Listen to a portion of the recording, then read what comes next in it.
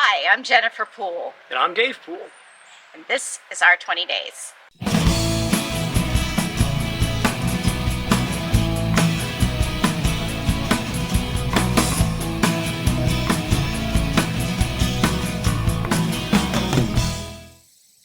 Welcome back to our 20 days. And this is the final part of our story of Jennifer's 20 days and her battle through ovarian cancer.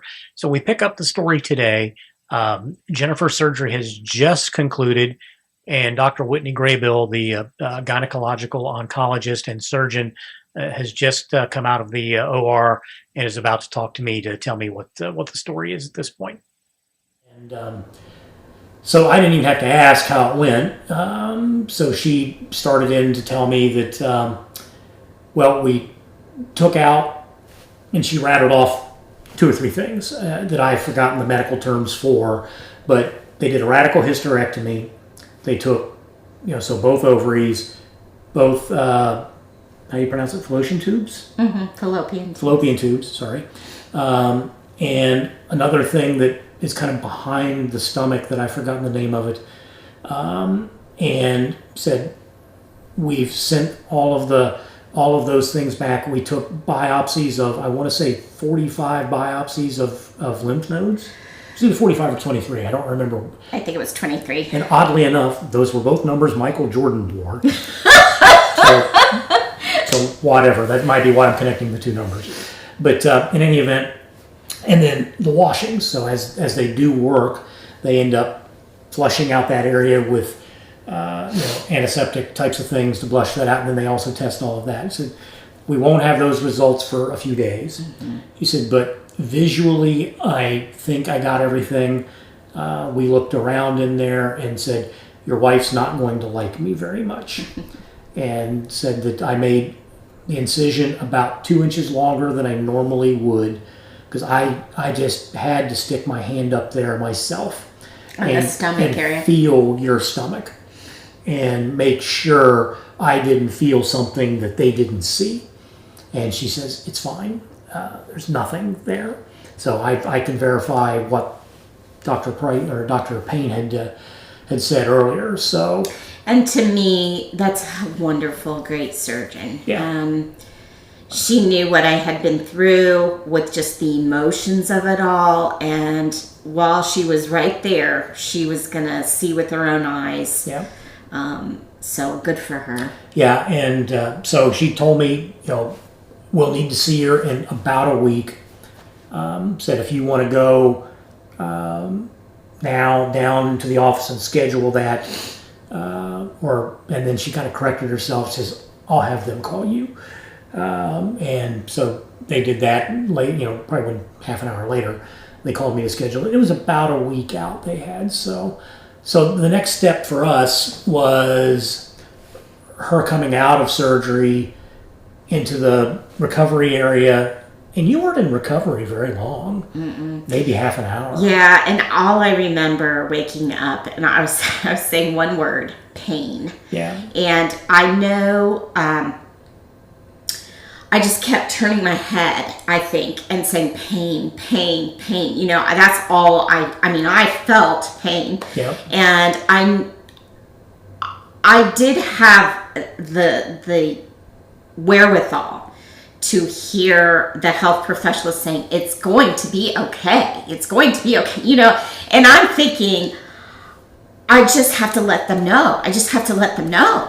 And so I think they got a little annoyed with me. Yeah, I think some of the nursing staff certainly did. I know that there were signs all over the place that you have a right to pain management. And so apparently that's a big deal within the healthcare profession to make sure that you know this. So the pain medication is self-administered. So they give you a little button, it's not unlike a remote control of some sort, that basically you're allowed to administer a certain amount of, I assume it was morphine. Yes, it was. Certain amount per 15 minutes or something like that. Mm-hmm. But they told me I can't go push the button. Mm-hmm. You have to push the button. Well, at that stage of your recovery, I was not. You can't even find the button. No. You don't even know what a button is. I wasn't even fully awake or understanding. So I I remember her name is Dr. Steele. Yes. Was one of Dr. Graybill's associates. She was wonderful. Was coming by doing, I don't know that she was doing rounds, but because it was in the afternoon when all this was going on. But she came by and I snagged her out of the hallway and I said, is there something we can do here? You know, I see all the signs about pain management. Mm-hmm. The nursing staff doesn't seem to be all that engaged. Mm-hmm. She's not allowed to press the button. I'm not allowed to press the button. She has to press the button. And I don't remember exactly what happened, but you got your pain medication. Yes, thank goodness. In the next few minutes. So thank you, Dr. Steele, for doing that. But so, you know, after that, you know, you were in the hospital 4 days? It was at least 4 days. I'd have to go look at my notes, but for these purposes, a few days later. And I remember the last thing for you going out, Dr. Graybill was out, because this would have been Sunday. I remember that's why Dr. Graybill was not in. So the head of the gynecological oncology department, whose name I've forgotten, would have been your discharging physician that day. And you were concerned because one or both of your thighs were pretty swollen. Like really swollen. And normally that's just fluid buildup, nothing to worry about. But the doctor did say, you know, sometimes it's an indication of a blood clot. And before I let you get out of here, we need to run an ultrasound on your legs and make sure there's nothing going on there. And I know at this time, I mean, I know Dave, he was like, Jennifer, everything's fine. I'm sure it's going to be swollen down there, you know, everything. I guess in retrospect, I mean, he definitely was right. I just didn't want to go home if it was not right. Yeah. So I think it was a peace of mind, and I'm glad we did it. Yeah. And it turned out to be nothing, and we were fine. Right. But that delayed us a little bit, and we got home late, you know, or early evening Sunday. So then after that, you know, the ensuing week, because I want to say that doctor's appointment with Dr. Graybill kind of as the follow-up was now scheduled a week and a day from that Sunday. Right. So and that would have been on the following Monday. And they have great, you know, they have great administrators and you know, they're following up on you and so forth. There was one, I'm not going to remember her name, and she was absolutely phenomenal. I know who you're talking about. She was a nurse. She kept up with things, and so she called to see how I was doing, and it so happened that I was having something going on with where the tape. Yeah, what they as part of the surgical incision. Mm-hmm. I don't know why I put my hands up here. Part of your surgical incision, among other things, they use something called Stera-tape or something like that. And these were all curling up. And actually, it was like a rash too. It was happening, and it was terrible itching down there, and I thought, well, you know, I guess that's what's going to happen. You know, I actually have a high pain tolerance. We do. So I just kept saying, Dave, it's fine, and he's like, no, I think you need to tell her that this is what. So I did, and her answer was, well, then, you know, it's funny you say that. We had another patient yesterday with a similar reaction to this specific tape. We might have a bad batch here. Yeah. So why don't you come on in this afternoon? And I was like, no, I'm okay. And she's like, no, I really want you to come in. She said, but Dr. Graybill's not available, but Dr. Pierce is. Yeah, that was the switch. So we go in. They look at it. You meet Dr. Pierce, who's phenomenal as well. They just went ahead and removed the Stera-strips. That's what they're called, Stera-strips. That's it. And literally, we were just leaving the office, right? And Dr. Pierce kind of said, "Hey, wait a minute! I just got a message here that your test results are back. Come back in." Which we could not believe. You know, we're like, "Oh my goodness!" You know. Here we are. This was meant to be. We were supposed to get this news today. Yeah. So we went back in, and she said, well, I'll let Dr. Graybill talk to you in more detail about this on your Monday appointment, because this was like Thursday or Friday before that appointment, and she said all your washings, all your biopsies came back negative. So means we think we got it all. And Dr. Graybill will talk to you Monday about what's next.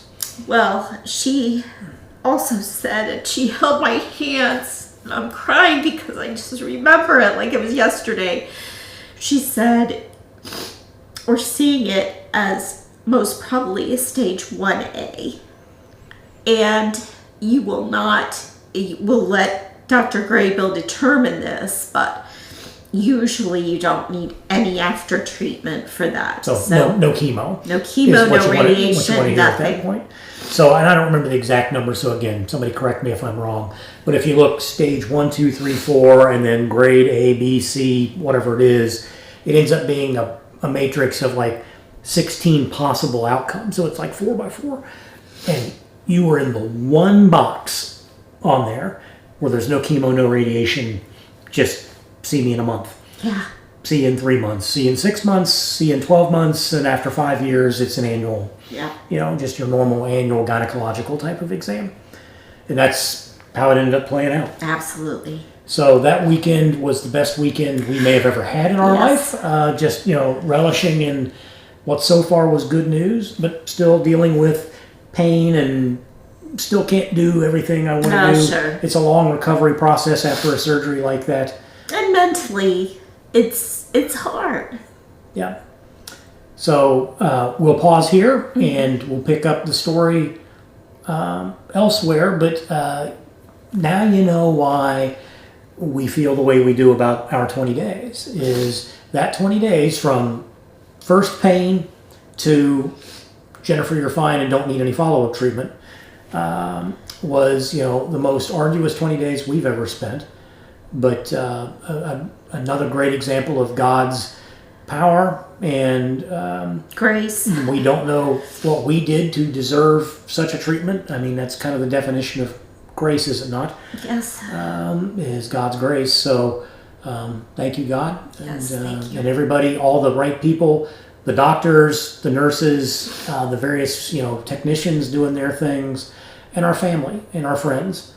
I reflect a lot on, I had to give, every day this process that you were in the hospital, my drive home, I had 30 minutes to kill. So that usually ended up being, I'd call her mother, I'd call my dad, I'd check in with other people, I would look at emails that, people would be sending us, and just the outpouring of support.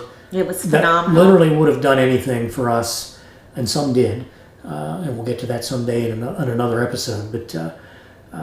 But just here we are 10 years later, and really, really relishing in the fact that we're still around and able to enjoy each other's company and everything else life has to give. And they lived happily ever after. So, maybe not perfectly happy every day like any other normal life, but we look at this event as just the best example of God's grace, and reinforces our faith, and really has informed us as to how God works in our lives by placing the right people around you at the right time in the right place. And it's really reinforced for us how we can be that person or persons for somebody else. So you'll keep hearing that theme through the Our 20 Days podcast. We really do appreciate you listening and watching and taking in our story. And would love to hear your ideas, your story ideas, and would love to include you on a future episode, perhaps, of how God has intervened in your life and made a huge difference to your ongoing life every day. So with that, see you next time.